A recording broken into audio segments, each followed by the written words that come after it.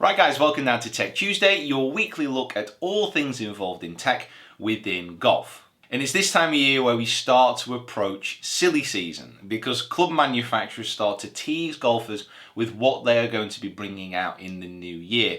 And we have seen two big announcements from two of the biggest players in the driver market. So on one hand we have Callaway, who are releasing a driver called the Great Big Bertha Epic.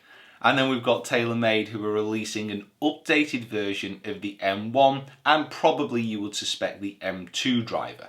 Now the reason that we're looking at these two drivers together is that they seem to be going after the same thing, inserting more carbon, inserting more multi-material constructions within their drivers. If we start off with the Epic, which I'm not overly sure on the name of this driver yet. It seems to be overly geared towards a marketing campaign which has already been built around the driver. So you can already imagine what the adverts will be, you know, the epic driver, the most epic driver, epic distance, epic forgiveness, all the rest of it. That is, I don't know, there's something that doesn't quite sit right. And also, if you have a look just underneath the leading edge, it's got something called Jailbreak Technology as well, which again, really, the only thing which is Jailbreak Technology, well, you're looking at a rock hammer, aren't you? Once you look past the name, there's some exciting inclusions within this driver. It looks like they've managed to keep a titanium frame, but in between that frame, it looks like it's quite a carbon-led construction. We don't know what's happening on the top of the driver yet, but you would imagine that carbon would be included within the crown. It also looks like it has a sliding track along the heel of the club, so you can change weight to heel to toe to help favour neutralize a draw or a fade flight. It also looks like it has an adjustable neck, so potentially giving different options on lies, different options on loft. We don't know if this is going to be the current shaft setup that Callaway uses, so if it's going to be a similar option to, say, the Great Big Bertha as it currently is at the moment. We just don't know. It's still very early days. And then added to that, you've got this green infusion, this space age looking colour, which is in the driver head as well. Now, of course, this isn't the only Callaway driver that we have seen recently with carbon inserted into the head. The Fusion driver, which is pretty much just been released, is a fantastic driver as far as forgiveness is concerned. Now, is this epic driver, that's why they've done it, going to be more along that same theme? Is it going to be forgiving, or is it going to be going after the distance? But if we're all being honest, if you have a look at the tour players and if you have a look at what is the most desirable driver to have in your bag at this moment in time, you'd be looking at the M1 and the M2 driver from TaylorMade. And with that in mind, we also have pictures of this. And this is going to be the 2017 driver, the M1. You imagine if they follow a similar strategy to last year, the M1 will be released first and then the M2 will be released after. I think TaylorMade have been slightly taken aback about the success of the M2 driver, which not only tour players but a lot of amateurs seem to prefer over the sliding weight system which is in the M1. The new M1 driver, it looks very similar as far as that T-track is concerned, and it's also now got the carbon construction within the sole. This, I imagine, will allow TaylorMade engineers to start manoeuvring that weight a little bit more freely within the head. One of the slight criticisms you'd imagine of the M1 was it was slightly less forgiving than the M2. Maybe introducing the carbon will give it that extra little bit of forgiveness with being able to maneuver weight a little bit more easily around the head. Looking down on the driver, it looks pretty much identical to what the M1 and the M2 look like. It is very much a difference in how the sole looks, and that's the only clue of the difference in the possible performance that it may give. It is interesting how TaylorMade and Callaway are employing totally different strategies going into 2017. The one thing you will see from TaylorMade is that they've learned from their past mistakes. One of the things that really bugged people about TaylorMade was the frequency of what they brought clubs out at, and also the marketing which surrounded those clubs. They were all so, this is the furthest driver yet, this is the best driver yet, look at how visually different it looks if you think about the RBZ and the white drivers. They were bringing out so much product so quickly that people were just getting dissatisfied. They were saying, well, I've just bought this club, now it's worth this much.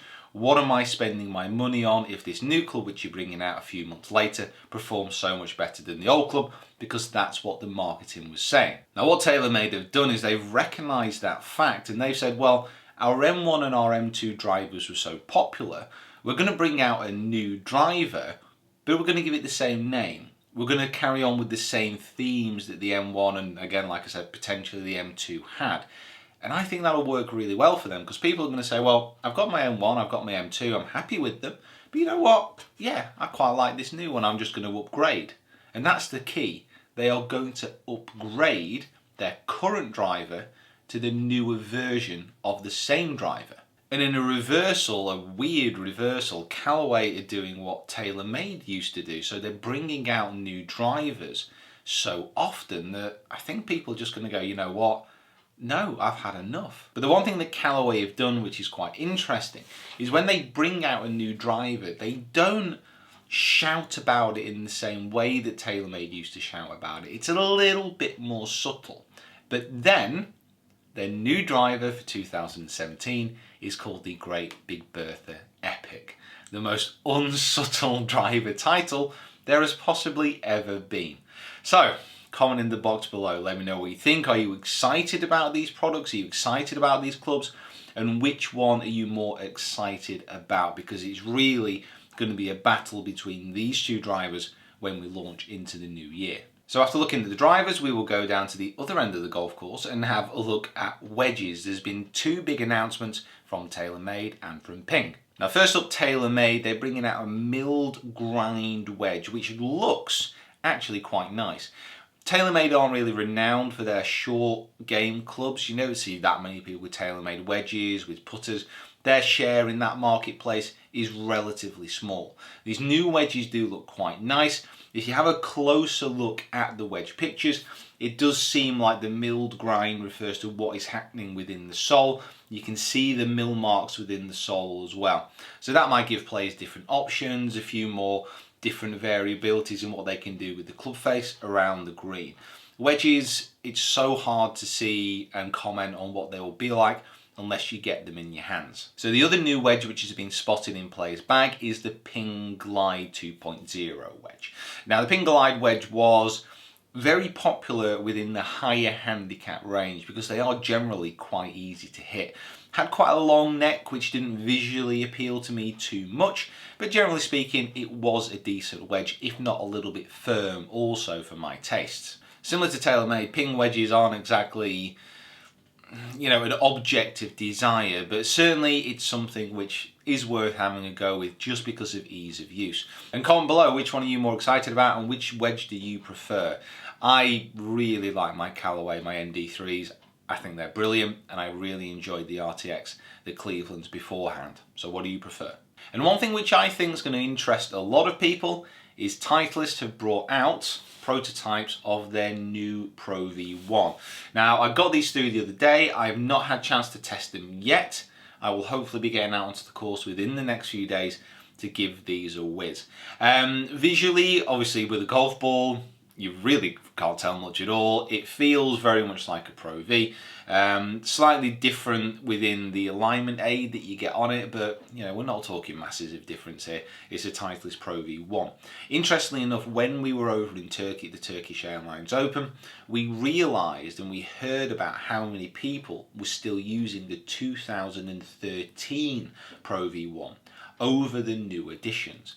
Now that quite surprised me because you'd imagine that Titleist within their portfolio, you know, the Pro V1 is really, you would imagine, what they are best known for. You talk about the Vokey wedges, you talk about the Scotty Camerons, but if you really look at sales and what they get the most out of, it is their balls all the way, and the Pro V is really at the top of that particular pyramid. So it was interesting to hear how many players were still preferring an older version of this ball.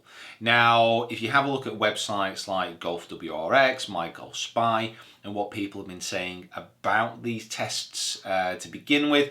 They are banging on about a more controlled ball flight, better in the wind. That seems to be the story that Titleist are trying to release around this ball. And it's going to be interesting to get out on the course and have a go with it, because let's face it, within the last 15 to 20 years, if you want to have a look at one piece of equipment which has really revolutionized the game, it's the golf ball. Right guys, thank you so much for watching. Hopefully you enjoyed this Tech Tuesday. Please comment below, let me know what you think about what we've talked about here, and also what you'd like me to cover next as well. It's a slightly different format to this Tech Tuesday. I'm a little bit more comfortable doing a bit more research and actually figuring out a little bit more of a plan about these Tech Tuesdays, so hopefully you enjoyed the new format as well. Remember to keep an eye out for the Q&A on Friday, for the Finch Friday, and I'll be posting that question over Instagram, over Twitter, over Facebook. So if you have any questions, get them in over those portals. Right guys, thanks for watching. Please subscribe to the channel if you haven't already. Follow me on my other social media platforms as well, which are all linked in the description below. And we will see you down here next time.